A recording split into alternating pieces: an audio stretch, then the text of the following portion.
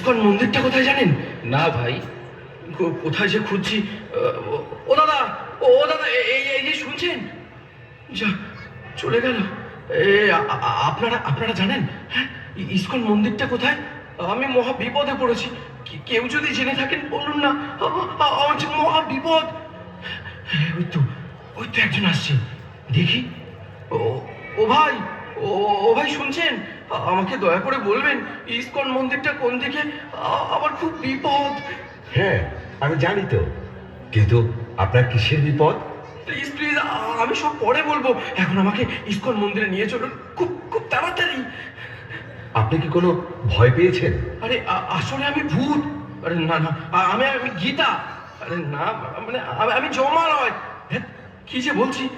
আরে আরে আপনি তো আগে আমাকে ইসকনে নিয়ে চলুন। দেখি মনে হচ্ছে কোনোভাবে বিচলিত। ঠিক আছে ঠিক আছে, চলুন চলুন। হরে কৃষ্ণ কৃষ্ণ কৃষ্ণ হরে হরে।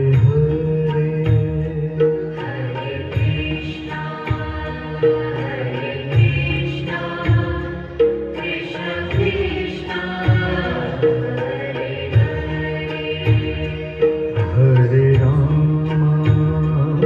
হরে রাম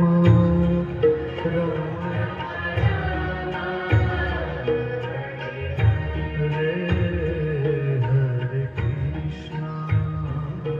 ও কি শান্তি পেলাম। হরে কৃষ্ণ কৃষ্ণ কৃষ্ণ হরে হরে, হরে রাম রাম রাম হরে হরে। প্রভু, ওনাকে দেখে মনে হচ্ছে উনি কোনোভাবে বিচলিত। হ্যাঁ তাই তো। আচ্ছা, আপনাকে দেখে মনে হচ্ছে আপনি কোনো ভয় পেয়েছেন। আর বলবেন না প্রভু, এই প্রাণ নিয়ে জমালয় থেকে ফিরে এলাম, আর আমি গীতা ছাড়া থাকবো না। জানেন, যমরাজ আমাকে এই গীতা পড়তে বলেছে। তাই? কিরকম? সে অনেক কথা।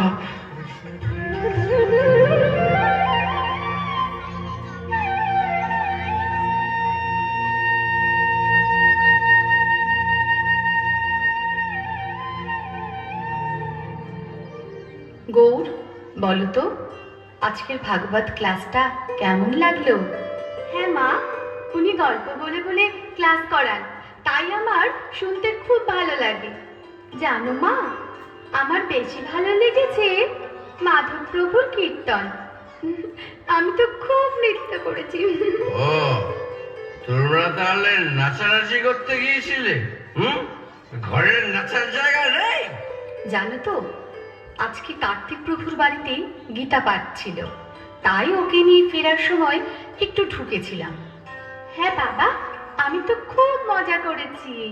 তোমার পড়াশোনা নেই? গীতা পাঠ করতে গেছো, কীর্তনে গেছো? যাও, ভেতরে যাও। ওকে এভাবে বলছো কেন? আমরা কি রোজ যাই? আর রোজ গেলেও বা আমরা কি কোনো খারাপ কাজে যাচ্ছি? চুপ, একেবারে চুপ। অন্যায় করে আবার কথা হচ্ছে। এই যে গলায় কাঠ জড়িয়েছো, কপালে মাটি মেখে ঘুরে বেড়াচ্ছ, এতে মানুষ কত কথা বলে জানো? হুশ আছে সেদিকে? আবার কয়েক মাস ধরে দেখছি নিরামিষ খাবার রান্না করছে। খেয়ে নি বলে কি মাথায় উঠে গেছো? এসব আমার পছন্দ নয়, মানতে পারবো না আমি সব। ও, মাছ মাংস করে দিতে পারি না বলে খারাপ হয়ে গেছি। নিরীহ প্রাণীদের হত্যা করে তাদের মাংস খেতে খুব আনন্দ লাগে। অন্য প্রাণীদের হত্যা করে আনন্দ করতে চাও? অন্যকে কষ্ট দিয়ে আরেকজনের কি করে সুখ হতে পারে? সাধু সঙ্গে গেছি বলে রাগ? বাচ্চাকে নিয়ে তোমার সঙ্গে সিরিয়াল দেখলে আর মদ খেলে ভালো হতো। দেখো, একটু বোঝার চেষ্টা করো।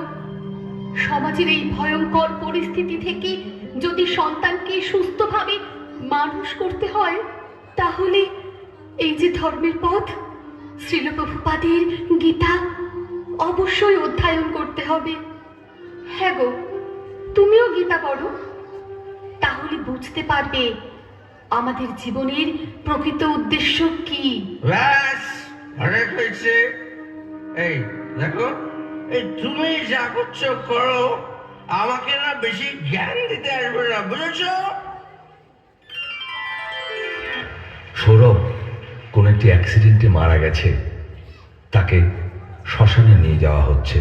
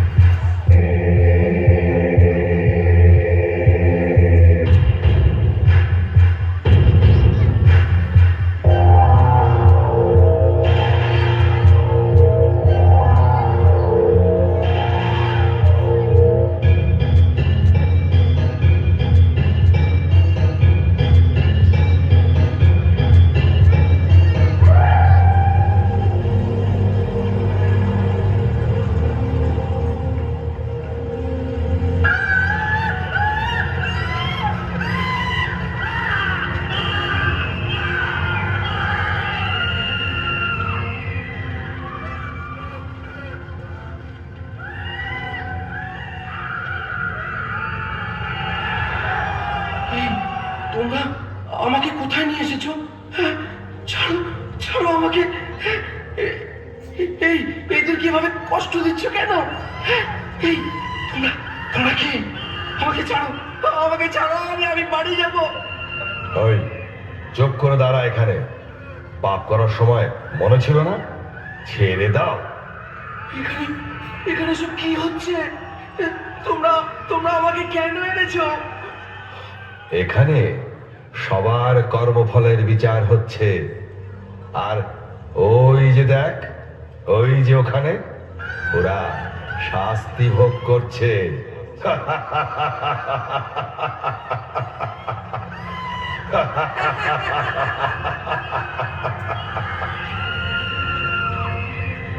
এই, এ কি পাপ করেছিল? ও মিথ্যে কথা বলে মানুষের সঙ্গে প্রবঞ্চনা করে তাদের টাকা গায়েব করতো। তাহলে চল ওর ওর জিভটা টেনে ছিঁড়ে ফেলি।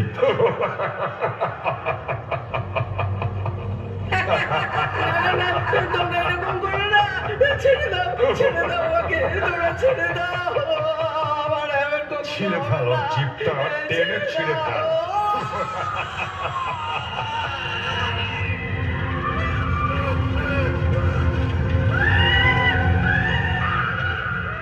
এর কি পাপ?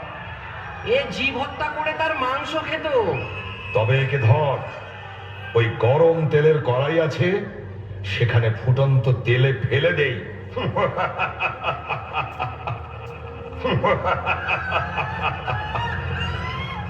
তারপর তারপর ওইদিকে যে রুরু নামক নরক আছে, সেখানে ফেলে দেবো।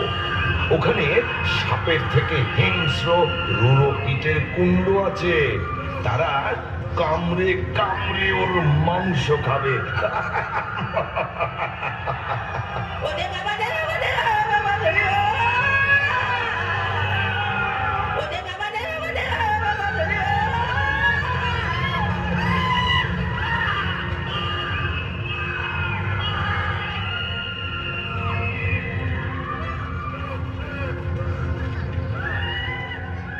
এ কি পাপ করেছে?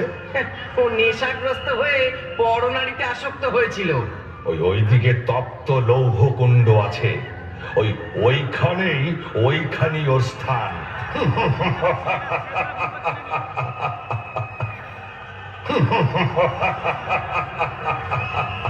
না না না না না আমাকে ছেড়ে দাও, ছেড়ে দাও।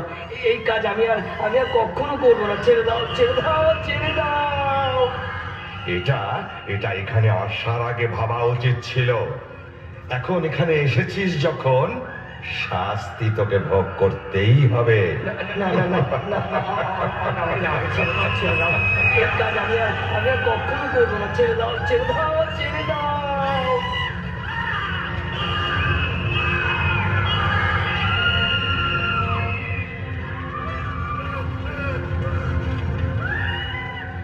এর কি অবস্থা? এই পাপিষ্ঠ পরস্ত্রী হরণ করেছে। তবে যাও, ওকে ওকে ওই জ্বলন্ত অগ্নিযুক্ত লৌহখণ্ডের সঙ্গে বেঁধে শুলের আঘাত করো। না না, আমাকে ছেড়ে দাও, আমাকে ছেড়ে দাও, আমাকে ছেড়ে দাও, আমাকে ছেড়ে দাও।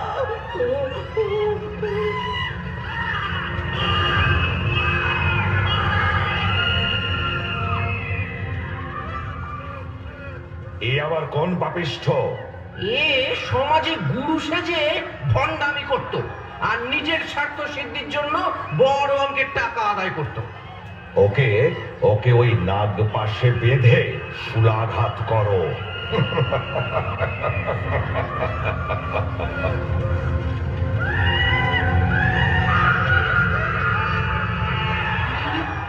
ওকে মারছো কেন? ও যে আমাদের সুদাম কাকা। ও কাকা, এই তুমি তো কদিন আগে মারা গেলে, তবে এখানে কি করে আসলে? আমি পাপ কাজ করেছি রে, তাই আমার শাস্তি হচ্ছে। এই চল, তোর সময় হয়ে গেছে। আমাকে আমাকে তোমরা ছেড়ে দাও, ছেড়ে দাও না আমাকে। তোমরা তো একজনকে ছাড়তে পারো, আমি আর কোনো পাপ কাজ করব না। ছেড়ে দাও আমাকে, আমাকে ছেড়ে দাও।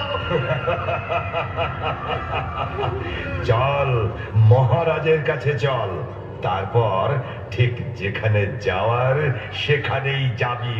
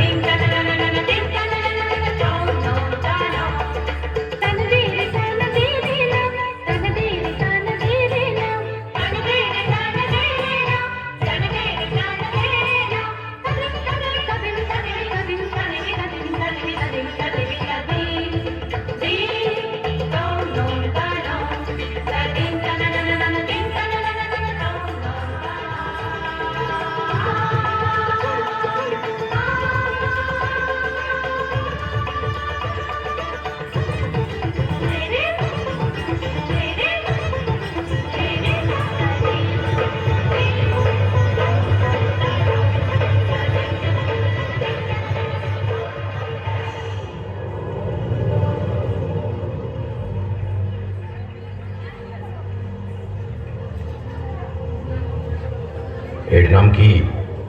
সৌরভ প্রামাণিক।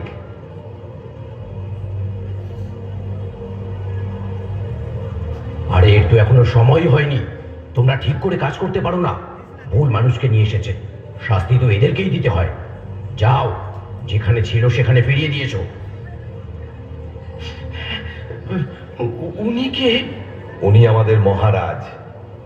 যে যেমন কর্ম করেন সেই অনুযায়ী তিনি তাদের শাস্তি প্রদান করেন। হে মহারাজ, আপনি অনেক দয়ালু মহারাজ। আমাকে আমাকে ছেড়ে দিন, আমি এসব সহ্য করতে পারবো না মহারাজ। আমাকে ছেড়ে দিন মহারাজ, আমাকে ছেড়ে দিন। আরে আরে কি করছো? তোমার শাস্তি দেরি আছে। এই যাও, ওকে মর্তলোকে পৌঁছে দাও। মহারাজ, আমার আমার একটা প্রশ্ন আছে। আমাকেও কি এইরকম শাস্তি পেতে হবে? হ্যাঁ, যে যেমন কর্ম করবে তার তেমনই শাস্তি হবে। মহারাজ, মহারাজ কি করলে এই সমস্ত শাস্তি ভোগ করতে হবে না? বলুন না মহারাজ, আমি আপনার শরণাগত। আমাকে এই ভয়ঙ্কর যন্ত্রণা থেকে উদ্ধার করুন, উদ্ধার করুন। একটা উপায় আছে, তা যদি তুমি করতে পারো তাহলে শাস্তি তো দূরের কথা, এখানেই আসতে হবে না। বলুন মহারাজ, বলুন, আমাকে বলুন কি সে উপায়? মর্তধামে অভয়চরণ শ্রীল প্রভুপাদ নামে এক মহান ভক্তের লেখা শ্রীমদ্ ভাগবত গীতা যথাযথ গ্রন্থ আছে। তা অধ্যয়নের মাধ্যমে যদি তুমি তোমার জীবনকে কৃষ্ণ ভাবনাময় করে তুলতে পারো তাহলে আর এখানে আসতে হবে না। ছিল প্রভুপাদ, আমার স্ত্রীও তো ওনারই গীতা পড়ে, আমাকে পড়তে বলে। তবে যাও, নিজের পরিবারের সঙ্গে কৃষ্ণ ভক্তির অনুশীলন করো। ঠিক আছে মহারাজ, আপনাকে আপনাকে অনেক অনেক ধন্যবাদ, অনেক ধন্যবাদ। বলো হরি, বলো হরি, বলো হরি, বলো হরি, বলো হরি, বলো হরি, বলো হরি, বলো হরি, বলো হরি,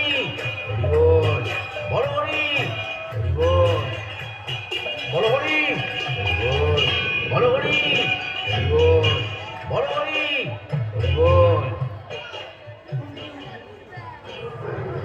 আরে আরে, তোমরা কি করছো? ভূত ভূত ভূত ভূত, পালা পালা, ভূত এসেছে রে, ভূত এসেছে। এ কি? আমাকে সবাই ভূত বলছে কেন?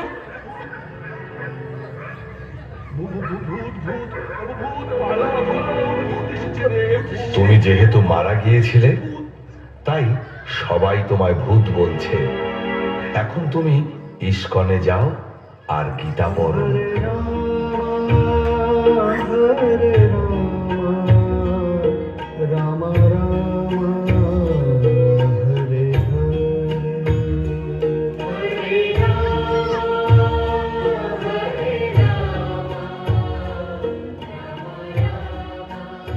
শুনলেন তো প্রভু, তাই এখন থেকে আমি গীতা ছাড়া এক মুহূর্ত থাকবো না। আপনাকে আমি প্রণাম জানাই। আপনার স্ত্রী অনেক ভালো ভক্ত হওয়ার কারণে আপনি জমালয় থেকে ফিরে এলেন। তাই এখন বাড়িতে ফিরে শ্রীকৃষ্ণের সংসার গড়ে তুলুন। হরে কৃষ্ণ। চলুন আমরা সকলে মিলে একসঙ্গে কলিযুগের যুগধর্ম হরে কৃষ্ণ মহামন্ত্র উচ্চারণ করি। হরে কৃষ্ণ কৃষ্ণ কৃষ্ণ হরে হরে, হরে রাম রাম রাম হরে হরে।